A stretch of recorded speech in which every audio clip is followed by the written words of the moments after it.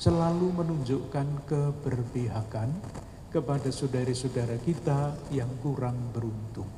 Betul, yang sangat mencolok dalam pribadi Paus Fransiskus adalah kesederhanaannya.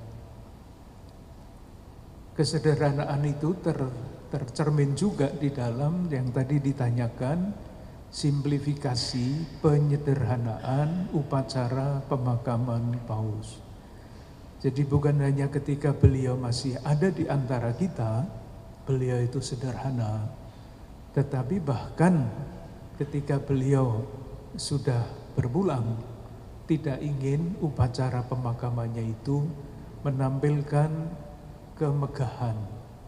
Mungkin baik kalau masih dikatakan bukan kemegahan, tetapi keagungan. Beda.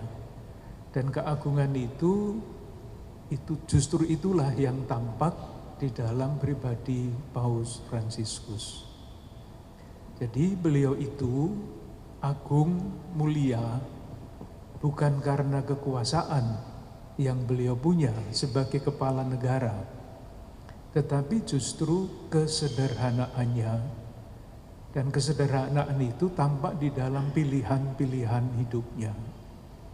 Jadi kita semua tahu beliau tidak tinggal di istana kepausan, tetapi tinggal di Casa Santa Marta, itu hotel di dalam kota Vatikan, tinggal bersama-sama dengan pelayan-pelayan Vatikan yang tinggal di situ. Ini bukan hanya masalah tempat tinggal, ini adalah sesuatu yang sangat simbolik. Beliau ingin mengubah wajah gereja yang monarkis menjadi gereja yang melayani. Dan itulah yang sungguh-sungguh menarik, karena di zaman sekarang ketika orang berlomba-lomba, bersaing, bahkan berlomba-lomba untuk mencari kekuasaan, beliau justru sebaliknya ingin menunjukkan bahwa jabatan itu bukan untuk diduduki, tetapi untuk dipangku. Beda ya, menduduki jabatan dan memangku jabatan. Beliau ingin dikenal sebagai pelayan. Dan yang seringkali dilupakan, saya tidak tahu apakah ini bisa mudah ditangkap apa tidak. Pribadi yang seperti itu buah dari suatu transformasi yang lama. Transformasi pribadi itu sudah mulai ketika beliau berusia 17 tahun. Namanya Jorge Bergoglio. Pasti belum berpikir tentang menjadi paus dan sebagainya. Usia 17 tahun.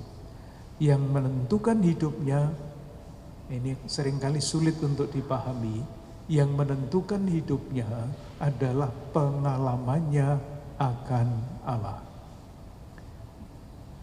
Pada usia 17 tahun itu, entah bagaimana ceritanya panjang, dia mengalami sentuhan yang mendalam di dalam batinnya, yaitu wajah Allah yang memancarkan kerahiman. Ini Allah adalah Maha Rahim. Itu ditulis di dalam salah satu buku oleh seorang penulis yang juga ikut datang ke Indonesia waktu Paus berkunjung. Judul bukunya dalam bahasa Inggris, Nama Allah adalah Kerahiman. God is mercy. Pengalaman inilah yang mendorong transformasi pribadi Paus Fransiskus sampai sekarang. Dan kalau melihat lambang dari Paus Fransiskus, itu tulisannya Miserando atque eligendo. Persis itulah dalam bahasa Latin pengalaman yang menyentuh pribadinya. Allah yang memancarkan kerahiman yang tanpa batas dan memilih seorang rasul yang namanya Matius.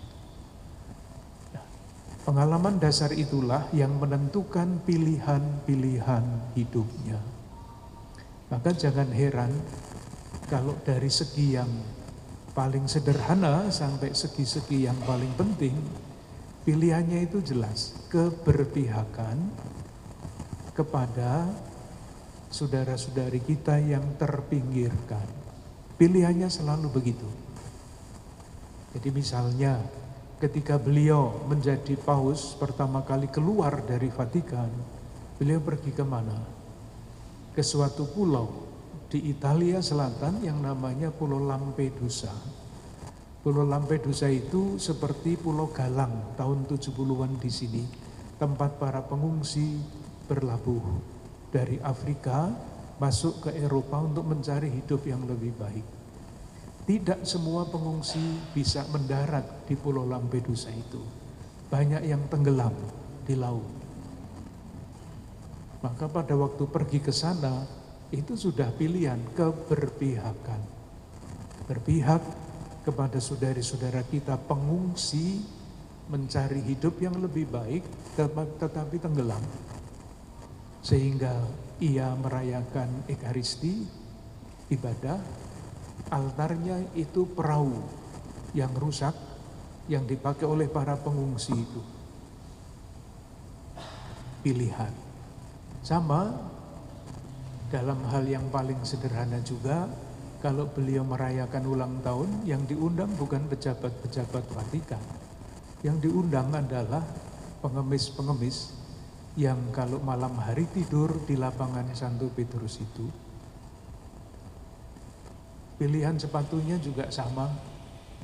Paus itu sepatunya seharusnya merah, tetapi beliau tidak pernah menggunakan sepatu merah. Sepatunya ya yang biasa-biasa beliau pakai itu. Jadi dari pilihan yang sangat menentukan kehidupan gereja, sampai pilihan pribadi yang sangat pribadi seperti sepatu, jam tangan dan sebagainya itu selalu menunjukkan keberpihakan kepada saudara-saudara kita yang kurang beruntung.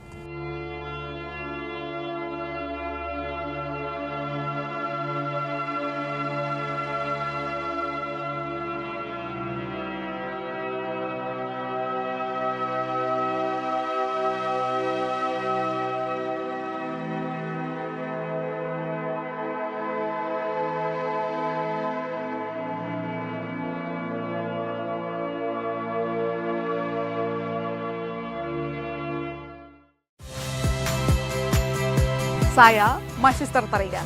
Saksikan program-program Kompas TV melalui siaran digital, pay TV, dan media streaming lainnya. Kompas TV, independen, terpercaya.